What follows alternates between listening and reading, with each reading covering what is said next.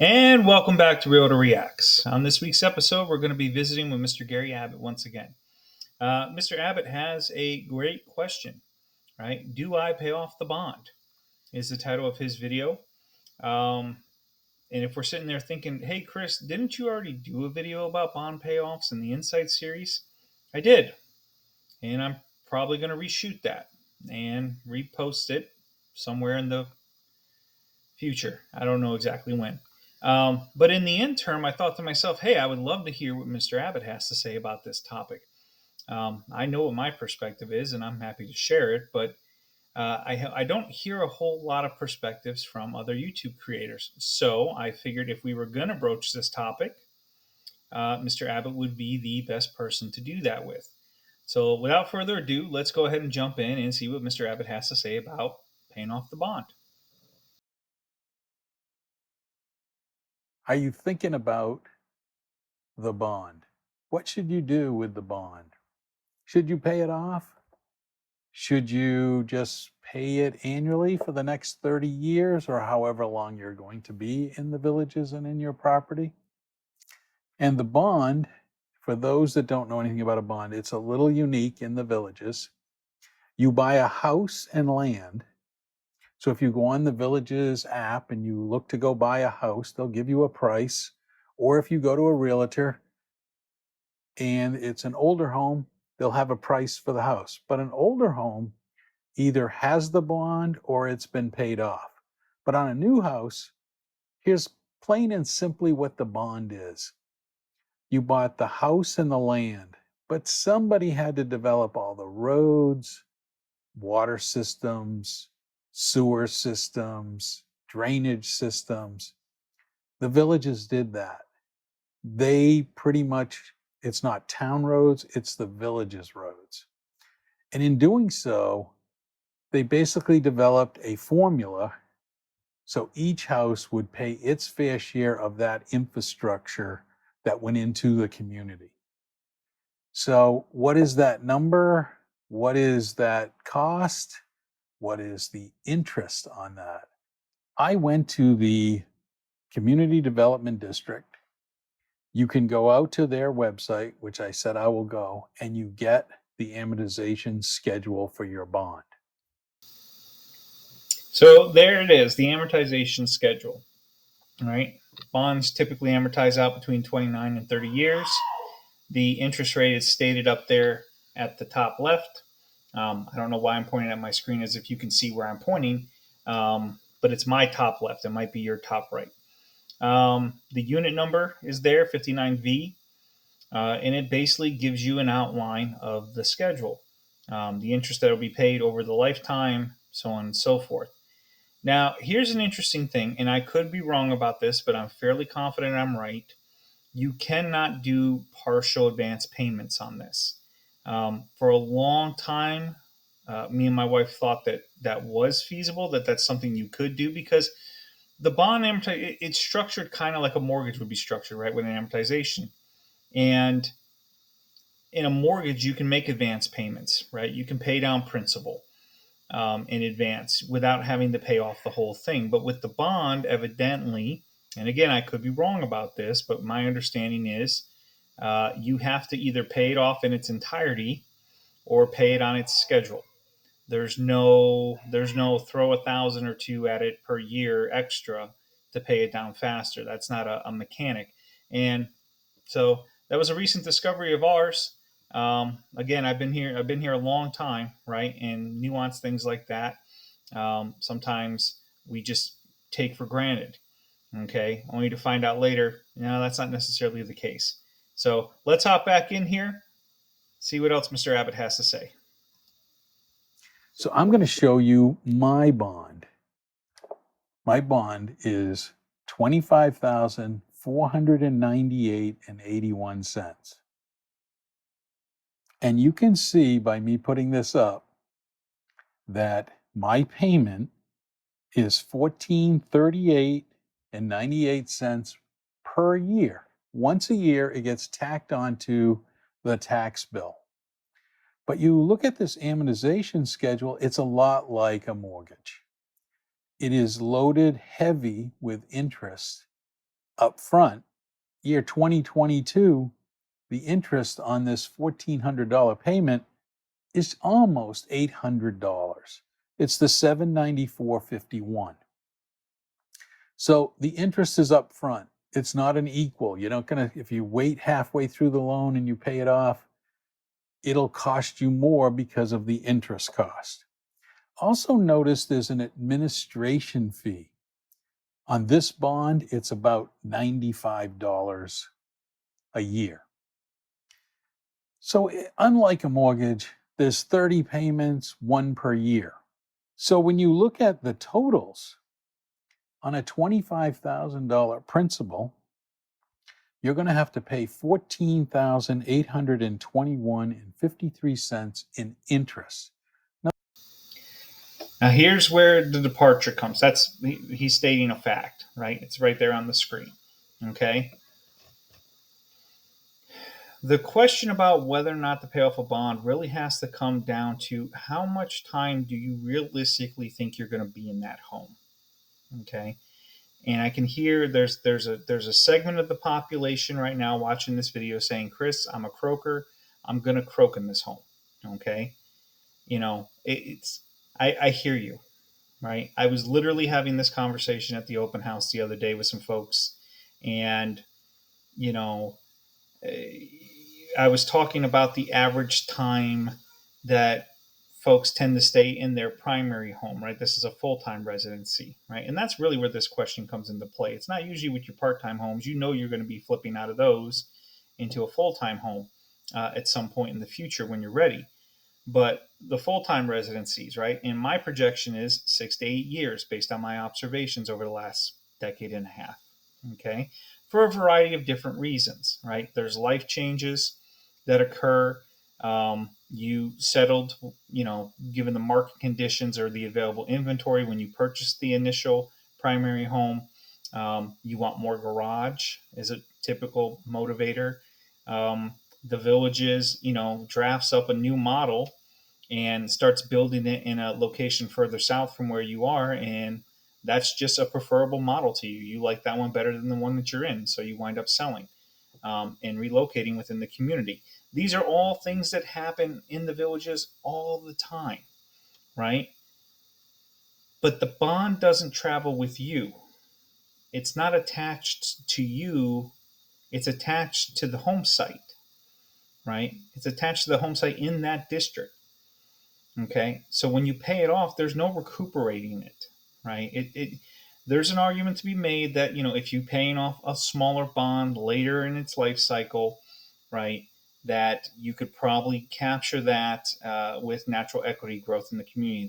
The Villages has a very healthy equity growth year over year. Okay, provided the market isn't doing something crazy like COVID-19 or the Great Recession of the late 2000s there, but um, all that being said, these are all things you have to consider, right? You're not typically going to be in this home for 10 to 20 years. Okay. So, in order for you to pay this $14,821.53 displayed on the screen, you'd have to live in the home the full 30 years. We start this venture typically at 55. So let's think about this for a moment. What we're saying here is that from the age of 55 at the earliest, right, we're going to live in that one house in the Villages. We're never going to move for any reason, okay, for 30 years. We're going to be 85. The point here is that the bond is designed to transfer and go from and be assumed from owner to owner, okay? Everybody pays their portion, right? I have a listing on the market right now with a very low bond. Right? I think it's like $5,000. Okay. Typically, once this number gets underneath a certain threshold, usually it's about 4 or 5,000. Right? It gets negotiated in with the pre-owned sale. Okay, as a payoff, just so it can be bond free. Right? It's just check. Right? Must have, want. Bond free home. Okay, probably part of the motive why we're looking at the pre-owned homes to begin with. Um, But like Mr. Abbott said, at that point, when you're dealing with even a low bond, you're paying mostly principal. So your payoff is right around the corner. Your payoff, honestly, is probably within your ownership window, being 6 to 8 years on a primary home, okay, or a full time home, I should say.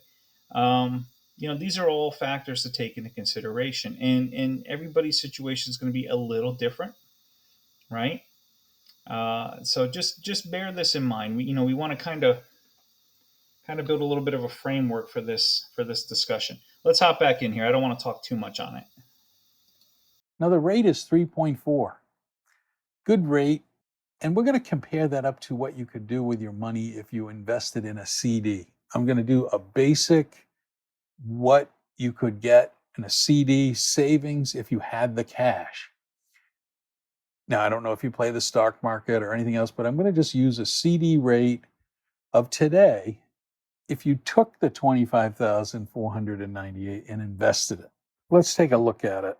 This is the CD rates if you had $25,000 in the bank. Now, there are CD rates that are higher and there are CD rates that are lower, and its fluctuation is dramatic in 2022 because of inflation and the Fed's adding to the interest. But let's take a look at this chart. I'm going to be conservative and say the 12-month 2.4 gets you $600. Now, I've looked at some 5 years, and it's almost like 675 or 680 you could have per year.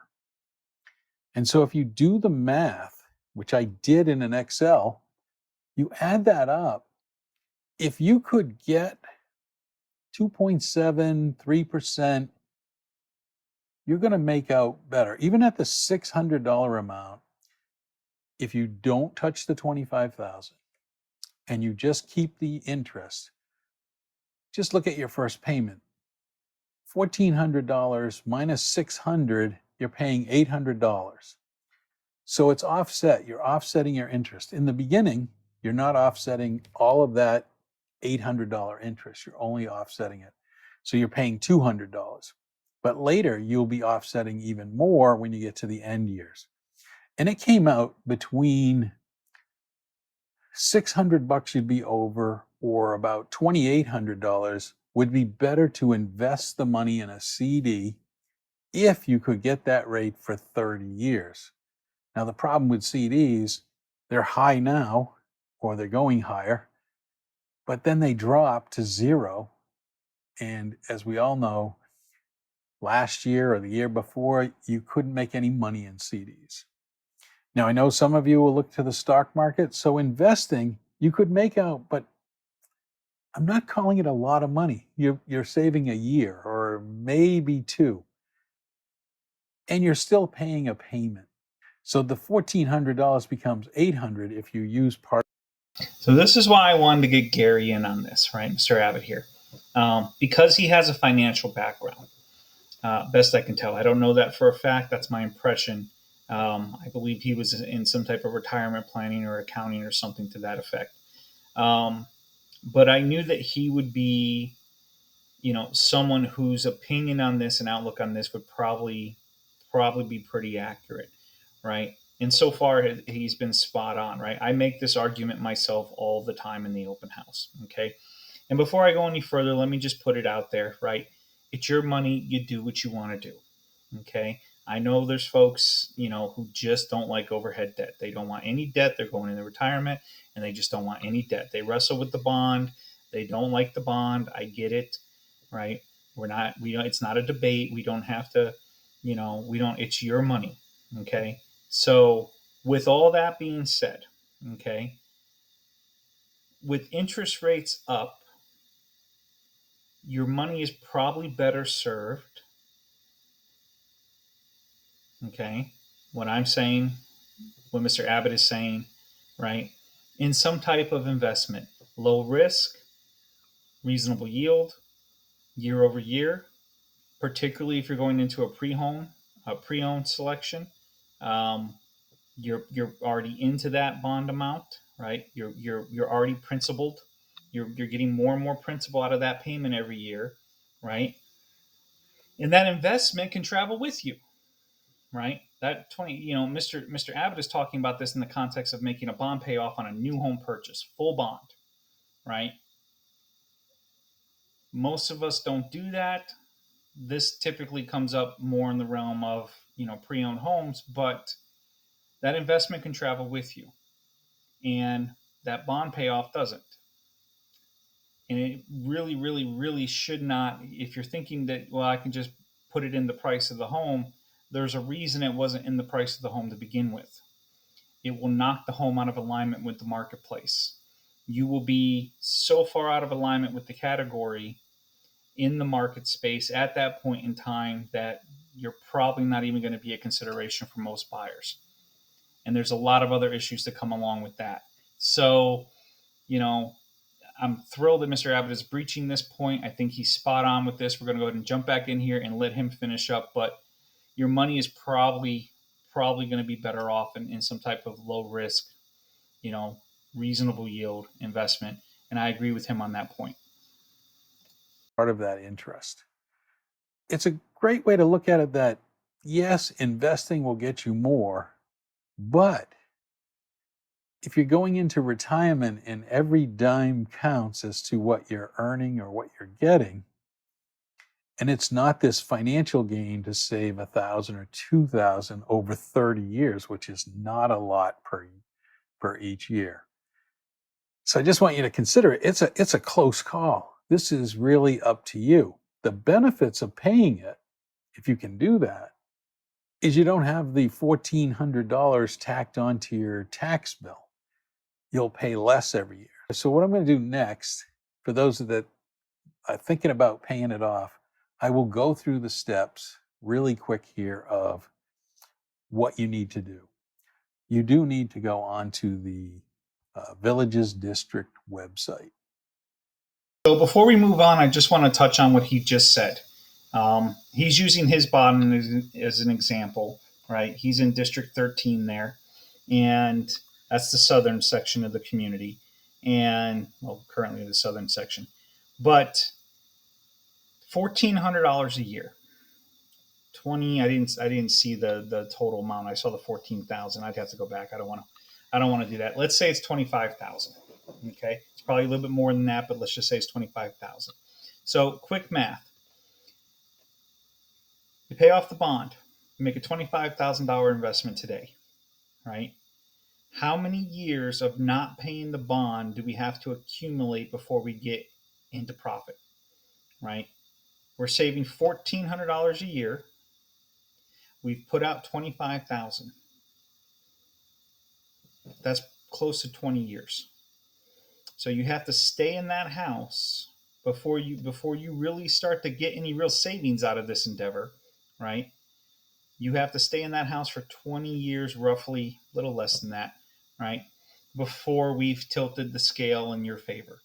Okay. And so this is a difficult proposition, right? When you're looking at paying off a full-fledged brand new home bond. Okay. Not something I generally recommend. Okay. That's the point I'm getting at. Let's go ahead and hop back in. I'll put the web address here. And if you have the paperwork for your new house when you bought it, you need to know the district, and there's a code for your bond amortization schedule. You should take a look at that. That way you can pull it up and have that number. Then next, you need to call the bond department and ask for the payoff amount. Because the payoff amount, you're going to look at that amortization schedule and you're going to have a pretty good idea what the payoff amount is.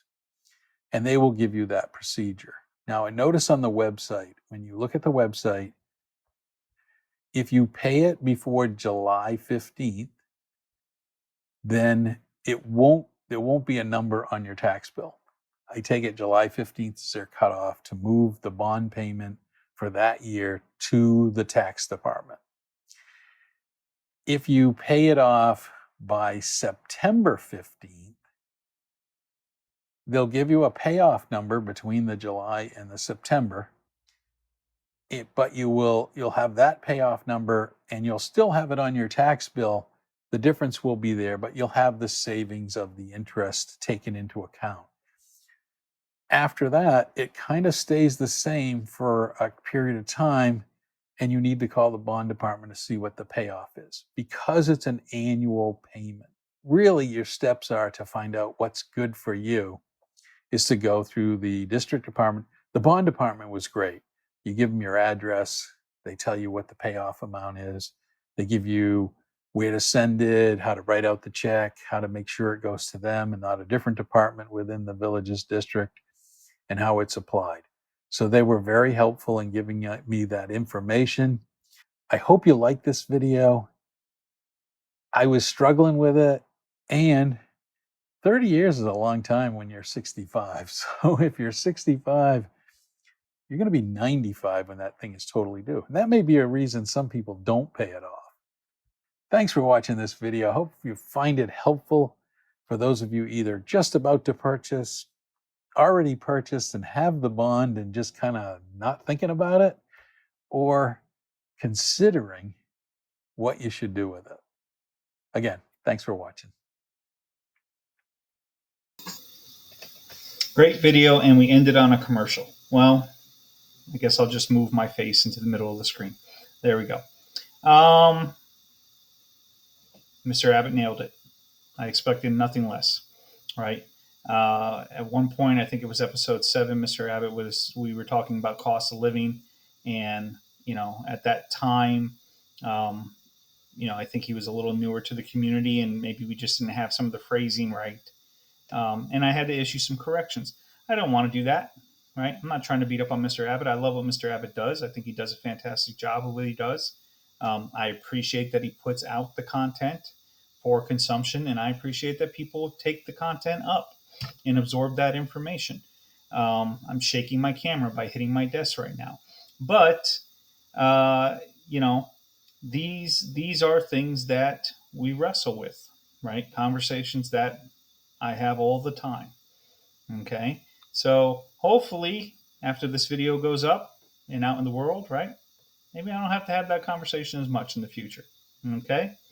Might help out. Hopefully we have a little bit of time ahead of time to kind of think about it for a bit. Listen, short video, right? It's going to be a quick episode, but I think a fruitful one. This has been Realtor Reacts. I don't have much else to add on this. If we have any questions or concerns, feel free to leave them in the comments section. I will address them on the roundtable episode for the preceding or the previous month. Thanks so much for joining us, and hopefully we'll see you next week. Take care of yourself. Take care of others where you can. And if you're not already in the villages, what are you doing? All right, have a great day.